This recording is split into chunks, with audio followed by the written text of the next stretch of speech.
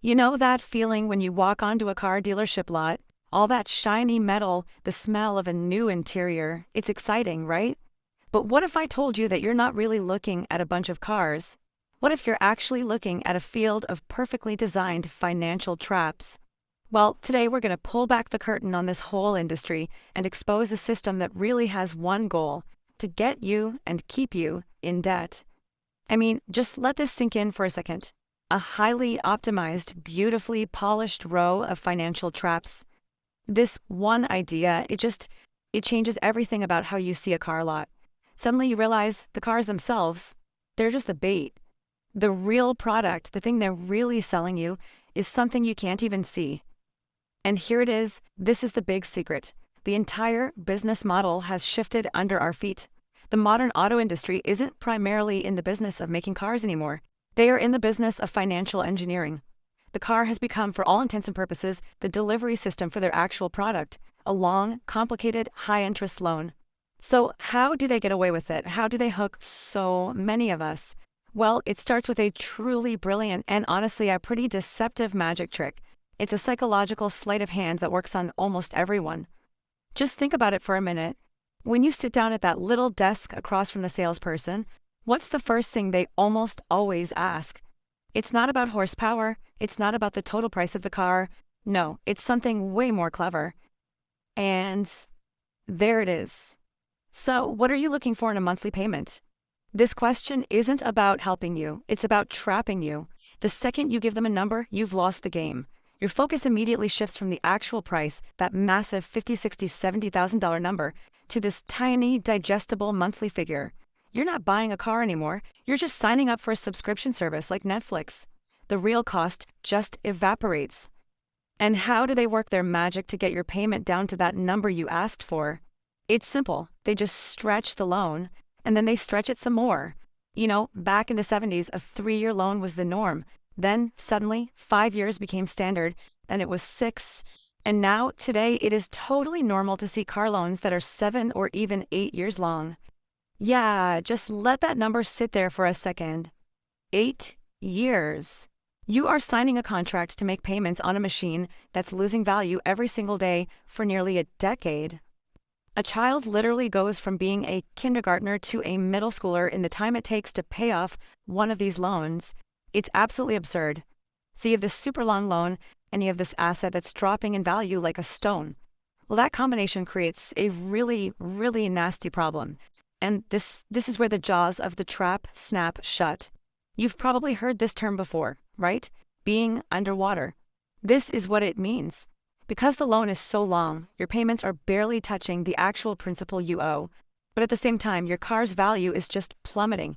And pretty soon you're in a situation where you owe, say, $30,000 on a car that's only worth $20,000. You're trapped. Look, a new car is not an investment. The literal second you drive it off the lot, bam, it can lose up to 20% of its value. After just 3 years, you could be looking at something that's worth less than half what you paid. But on an 8-year loan, you've barely made a dent. You see the problem? That gap is the trap. And this is where it gets really ugly. This is how the trap becomes a never-ending cycle. So, a few years go by, you want a new car. You go back to the dealership and they tell you, well, you're about 10 grand underwater on your trade-in. What do they say? No? Of course not. They say, no problem, we'll just roll that $10,000 of ghost debt right into your new loan. Just think about that. You are now driving around in a new car while still making payments on the car you don't even own anymore. It's financial insanity. So you have to ask, who came up with this system? You might think it's just greedy local dealerships, but oh no, the rabbit hole goes so much deeper. The real masterminds aren't even on the showroom floor.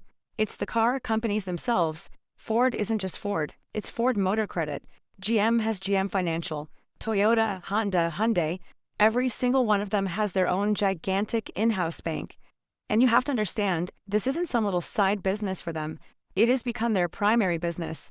They're basically banks that happen to build cars to sell more loans. And this quote just nails it. The car, the steel, the engine, the leather seats, that's just the shiny object. It's the Trojan Horse. The real prize, the thing that makes them unbelievable profits, is that loan agreement. The car is just the delivery mechanism to get that high-interest debt into your life for the next 8 years. And if you want the smoking gun, here it is. In many financial quarters, the financing arms of these companies make more pure profit than their entire car manufacturing divisions. Let me just say that again, because it's insane. They make more money from interest on paper than from welding steel and building engines. That tells you everything you need to know about where their real priorities are.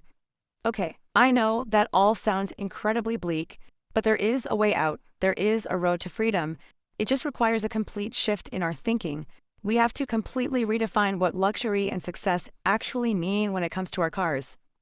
The car industry has spent billions of dollars to convince you that luxury is a brand new $80,000 SUV with a crippling 8-year loan.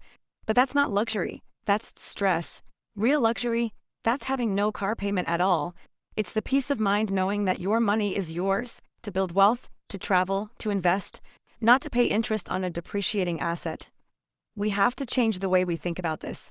Forget the status symbols they push in the commercials. The new status symbol, the ultimate flex in today's world, isn't some fancy lease. It's driving a car, any car, that you own, 100%, with the title in your name, free and clear.